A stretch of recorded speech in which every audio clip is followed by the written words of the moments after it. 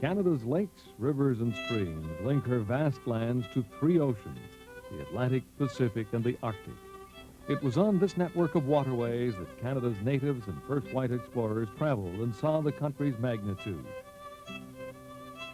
Centuries after the first fur traders ventured into this wilderness, much remains as it was. Two adventurous young Canadians, husband and wife, determined to see it firsthand. Through the summers of 1983 and 84, they plied these waterways in a canoe on a journey that took them from Baie-Comeau in the St. Lawrence River to Tuktoyaktuk on the Arctic Ocean, a distance of 6,000 miles.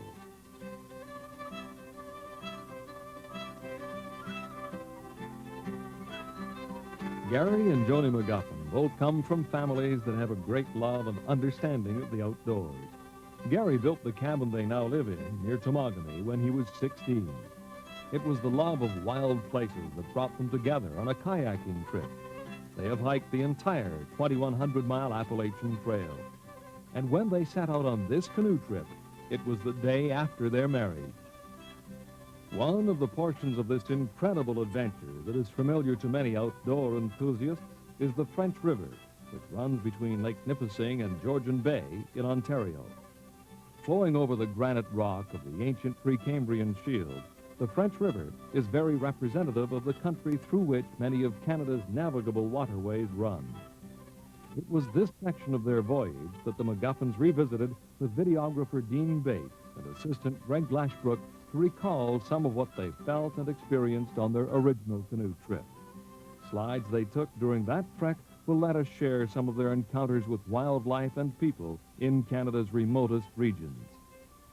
When we return, Gary and Joanie McGuffin tell their story, the story of one trip in what has become for them a lifetime of adventure.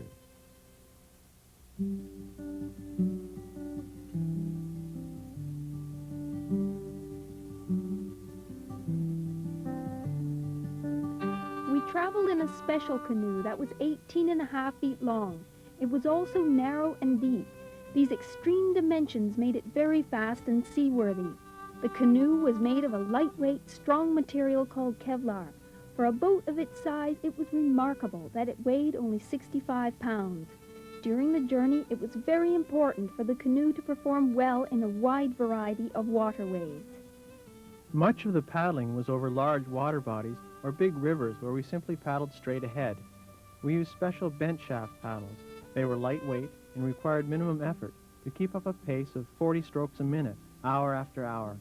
At the end of the 6,000-mile journey, we estimated we had taken 10 million paddle strokes. For the expedition, we put a specialized system of equipment together that could withstand the rigorous and varied conditions we faced on oceans, lakes, creeks, and long portages.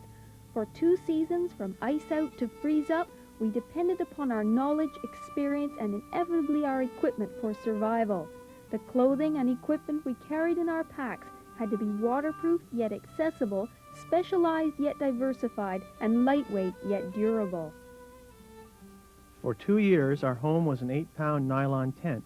We could pitch this freestanding dome structure almost anywhere in minutes. Traveling through a variety of regions during spring, summer, and fall, our tent was subjected to all manner of weather, from torrential rain to Arctic blizzards.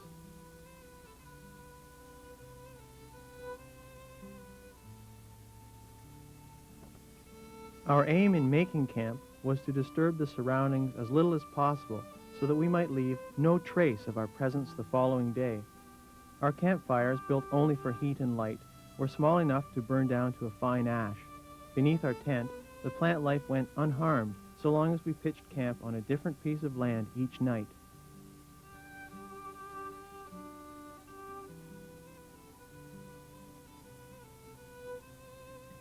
Inside, we spread out a waterproof floor covering and piled our equipment around the walls. Our portable shelter was warm and cozy, bug-free and dry. These were all attributes we adored at the end of a long day's paddle.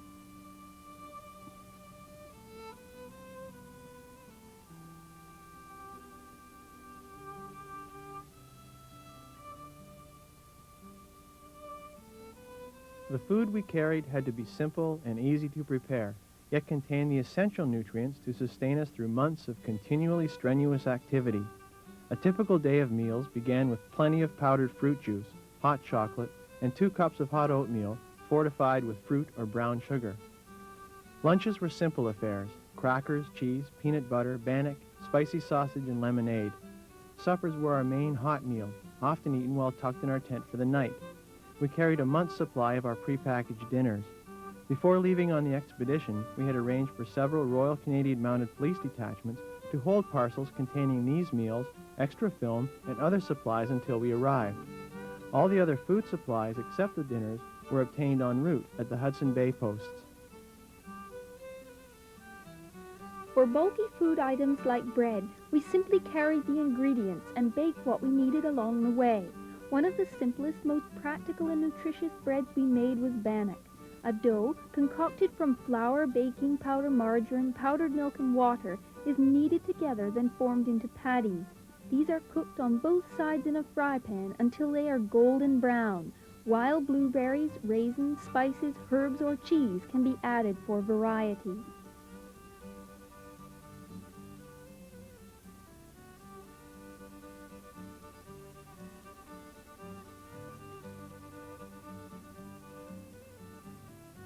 Just like the wilderness travelers of days gone by, we relied upon bannock bread as an excellent meal to begin a long day on the water.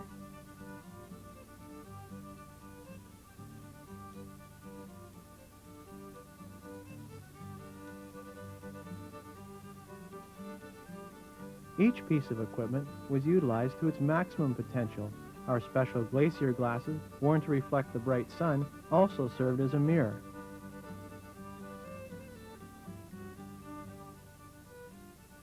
Even the pot we cooked dinner in later transformed into a wash basin.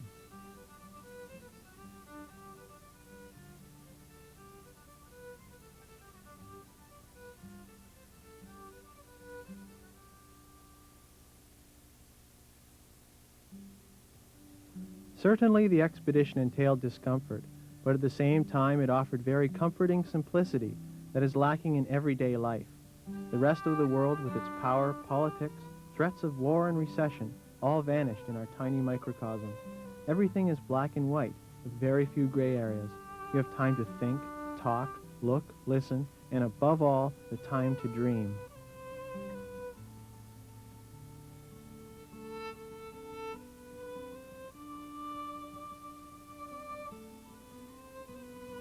Our home was pitched on a different piece of Canadian soil nearly every night. Nothing was constant. Conditions were forever varying, but we established a nightly routine. While I wrote in the daily logbook, Gary marked our campsites with a date on the detailed topographic maps and the larger-scale provincial maps. In this way, we gauged our daily, weekly, and monthly progress.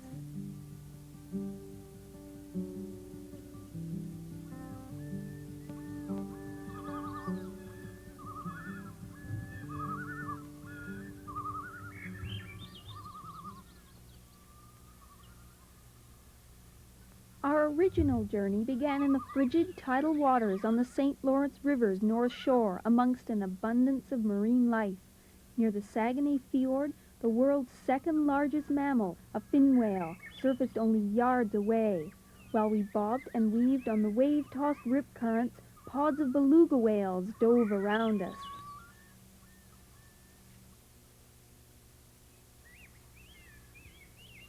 The backwoods engineer, the industrious beaver, was an ever-present reminder of this country's history. 2 centuries ago, the demand for beaver pelts in Europe spurred the exploration and settlement of Canada. Quietly traveling in our canoe, we came close to wildlife. Black bears often swam across our path or moseyed around our campsites. We came to know creatures intimately through evidence of their presence. This enormous lodge was the beaver's adaptation to fluctuating water levels. Tracks in the mud and sand told stories of the creatures that inhabited different regions. We examined fresh moose tracks on a Lake Superior beach. Imprints left by black bear and lynx were the only indication that these animals had passed within inches of our tent one night while we slept on the shores of northern Lake Winnipeg.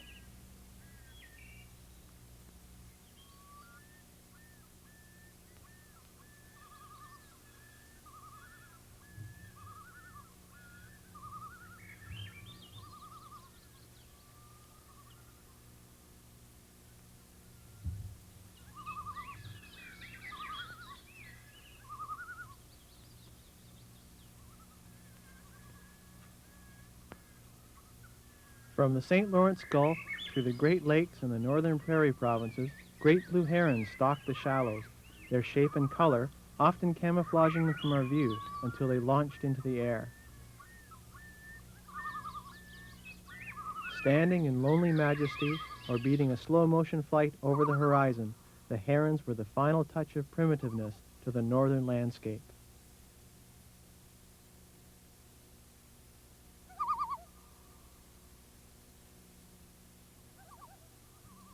In the shallow southern end of Lake of the Woods, we encountered our first white pelicans. They fly, feed, and breed in large colonies. Although widespread, pelicans are by no means numerous. They are found only where fish are plentiful and where man has left them lots of living space. We saw the world's most northerly and only river-nesting white pelicans on the Slave River. On the fresh, clear rivers west of Lake Superior, the high-pitched shriek of ospreys and bald eagles became a familiar greeting. Here there was an abundance of fish, the main staple of their diet.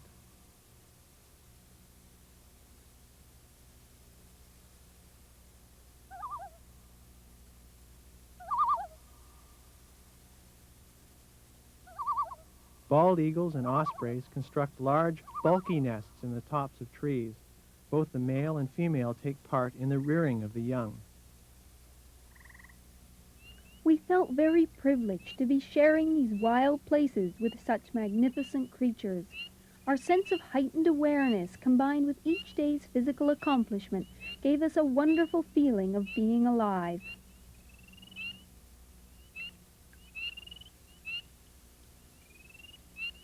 We must not forget the most important basis of our existence, the existence that depends solely upon our conscientious stewardship of the natural world.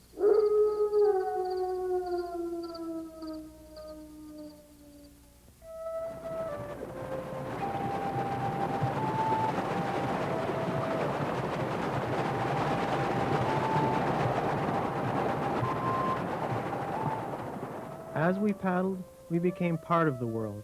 Everything that happened and existed around us had direct effects, molding our day, our moods, our whole being.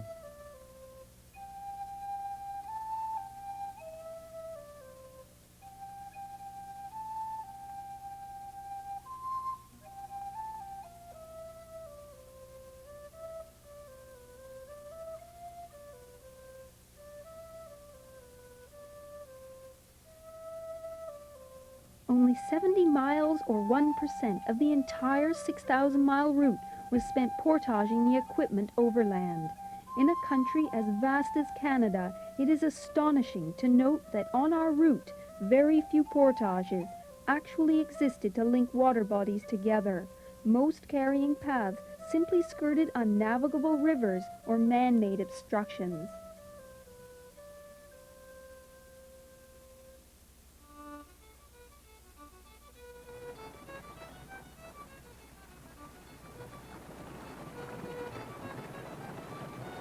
Portages ranged in length from a few yards to many miles.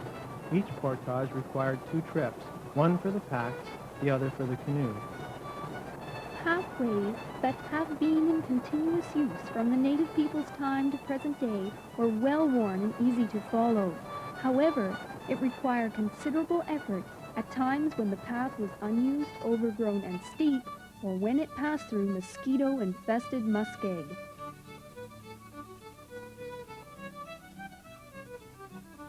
Our packs weighed approximately 60 pounds.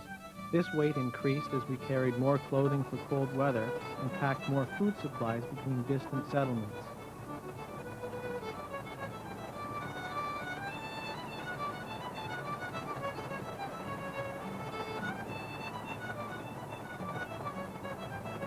A typical canoeing day would involve breaking camp just after dawn. We would paddle a full 4 hours until noon. After lunch, we paddled on for another 4 hours.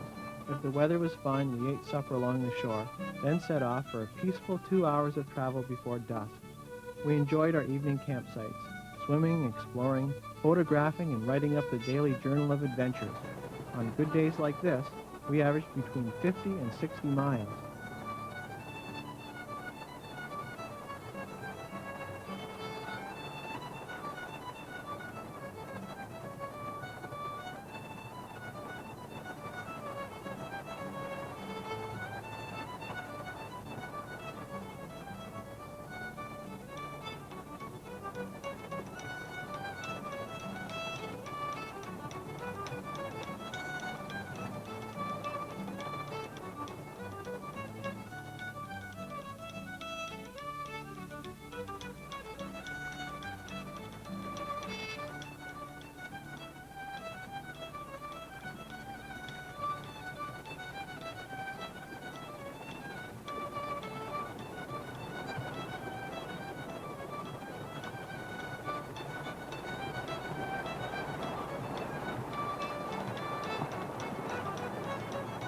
The relationship between the people involved in any expedition is crucial to its eventual success. This was especially true for us, a husband and wife team spending 24 hours a day, week after week, in a canoe and a tent together. We depended upon each other for companionship and reassurance in good times and bad. There were instances when each other's judgment was necessary for our very survival. Whether we were paddling in dangerous tidal currents, caught offshore in a storm, moving in close to photograph wildlife, portaging, or setting up camp, there was unspoken teamwork.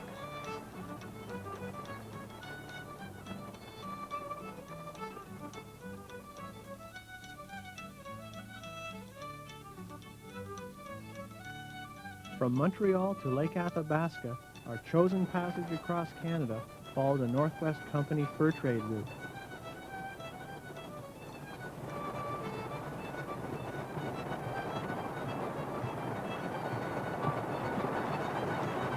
Descending the French River's Big Pine, Blue Chute, and Parisienne Rapids was purely a thrill after paddling 1,000 miles upstream from the St. Lawrence Gulf.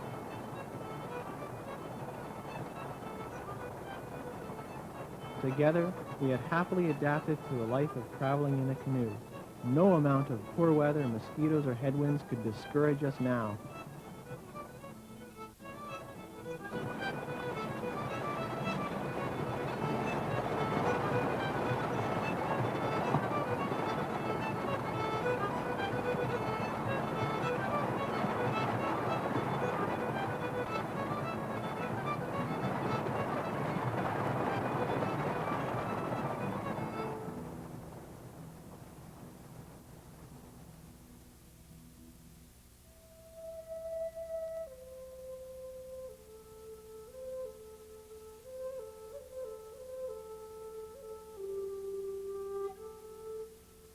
Canada's lakes and rivers have defined the life of the people that cling to its shores.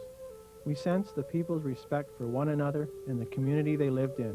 We were always warmly welcomed by complete strangers. Barely had we exchanged handshakes and greeting before cups of coffee were being offered. Together we gathered around their cook stoves and exchanged tales of adventure and life in the wilderness.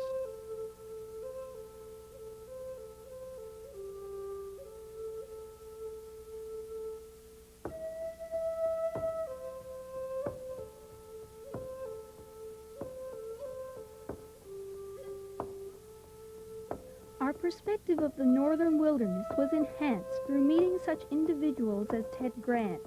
This experienced bush pilot flew us west of Fort Simpson through the steep walled canyons of the Nahanni River. We circled above Virginia Falls, the highest in Canada.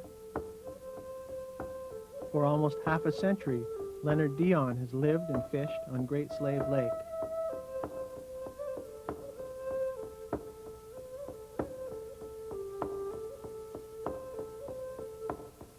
Alfred Mazazumi and some of Fort Good Hope's elders were teaching the young people skills of the land, netting and smoking whitefish, and constructing snowshoes.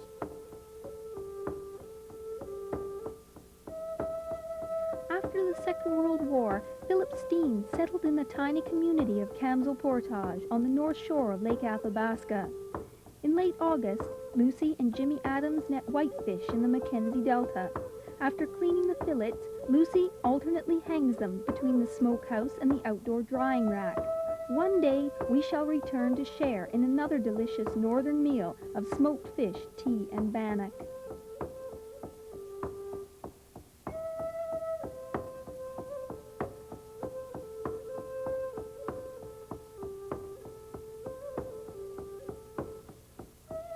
People across the country were as diverse as the environments that shaped their lives. We were fascinated by the northern native people. Although their culture is changing in an attempt to adapt to white man's often destructive and unbalanced world, ancestral threads still link them with the land. Their adaptations and skills for living in the Arctic's harsh natural environment can only be admired. These were but a few of the many individuals whom we befriended on our journey. It is not just traveling through the vastness of the land that makes you proud of the country you live in. It's when you realize the greatness of the people that live within it. That's what makes us proud to be Canadians.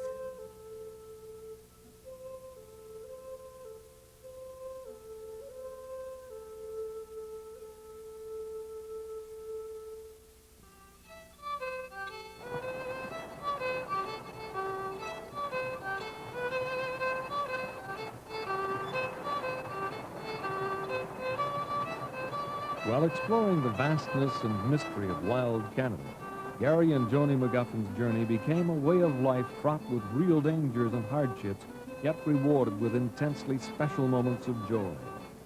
Adventuring satisfies their wanderlust spirits and allows them to experience the natural world to its fullest. Through their expeditions, they are making a contribution toward the preservation of Canada's wild places. Adventuring has given them the chance to meet people from all ages and all walks of life. Through the canoe expedition and the McGuffins' future endeavors, they are sharing an understanding for preserving the wilderness environment we have left with those who may not have the opportunity or inclination to experience it for themselves. While some seek the meaning of life, they seek what it means to be alive, because to Gary and Joanie McGuffin, life is an adventure, or it is nothing at all.